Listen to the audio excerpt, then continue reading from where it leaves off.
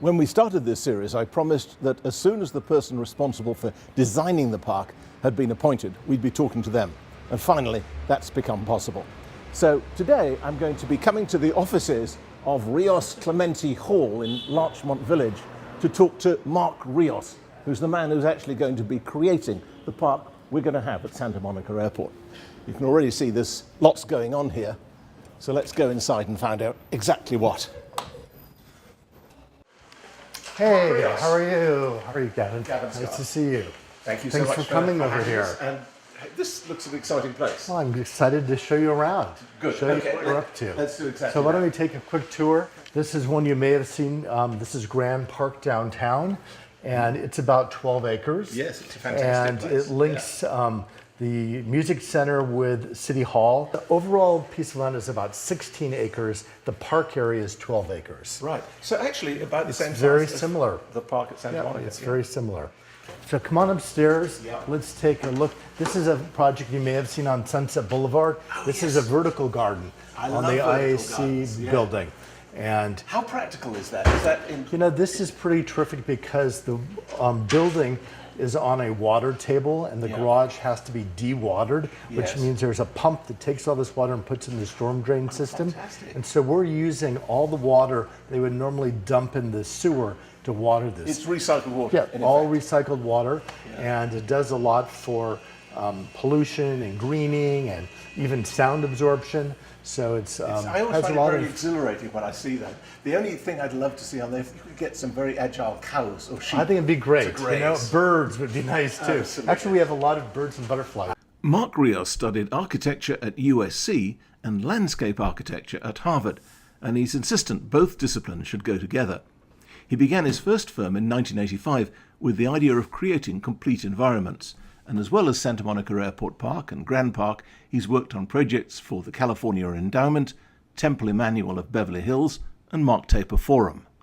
He has about 100 designers working in his Larchmont offices. People are not organized in any particular way.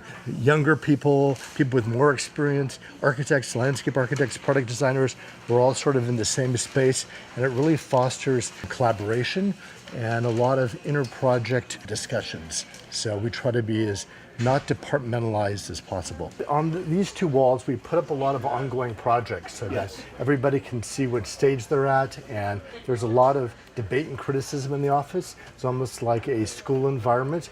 On Thursday afternoons, we have reviews and critiques. Projects go up on the wall, and maybe 20 people, 25 people gather. And I don't want to say rip them apart, but it really are critical. Constructive criticism. Constructive criticism, and that's really important to make the work better. This is sort of an interesting project. We're redesigning the rose garden at Descanso Gardens. We're reconceptualizing what a rose garden should be for the 21st century, taking environmental and sustainability issues into effect, but also thinking about all the cultural things. The mass production of roses versus sort of the California native roses. And we're about 6 months into looking at all sorts of different possibilities about what this rose garden might be. This low wall is a huge water feature that wraps all the way around it and allows a place for little kids to play and dam up and put boats in. And so it's like a very, very long stream of water. For my grandson, not for me. So you can, folks can sit on it, kids play in it, and we're really new school and old school. Yeah. We have all sorts of really fancy model building tools. We have like 3D model makers, basically, where you put in a program and with this kind of resin, it actually makes three-dimensional forms, which is great. Is that the 3D printer? Yeah, it's a 3D printer. And then we have laser cutters and things. Yeah. So we have a lot of high-tech tools, but then we also just have our fingers, our hands. The guy with a hacksaw and some balsa wood. So we end up making models of most projects. Although you can do these great 3D walkthroughs in the computer, still having a model, being able to look at it, really is Touch it, informative. feel it. Yeah, it's very informative. When Airport to Park held a packed workshop a couple of years ago to kick off the idea of having a park at the airport, Mark Rios came along to see what ideas the community was coming up with and found the whole event distinctly inspiring. You know, I love community meetings. Actually, I love them and I hate them. But I mainly love them.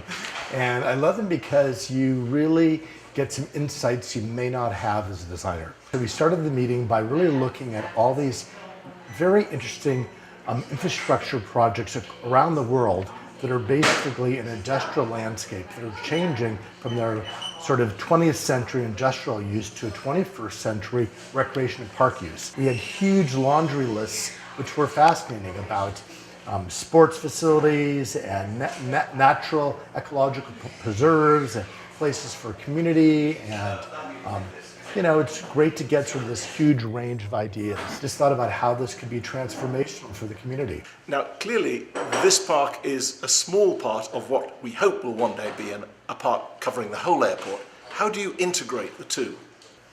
I think the principles are sort of the same for any public space.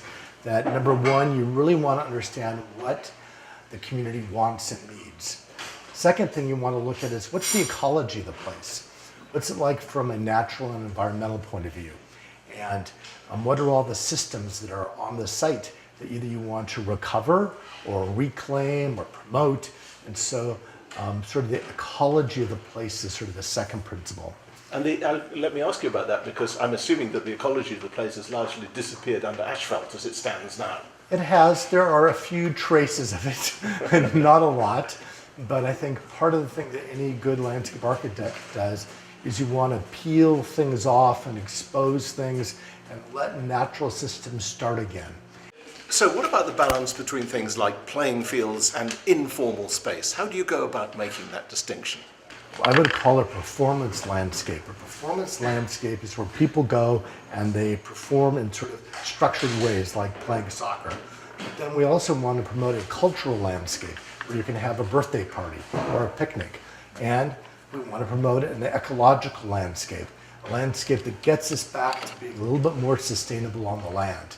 And so part of that is understanding where water goes, where drainage is, what's the natural plant systems of that particular place, and how do you kind of weave all those things together. So at the end of the day, it just seems like it couldn't have been anything else.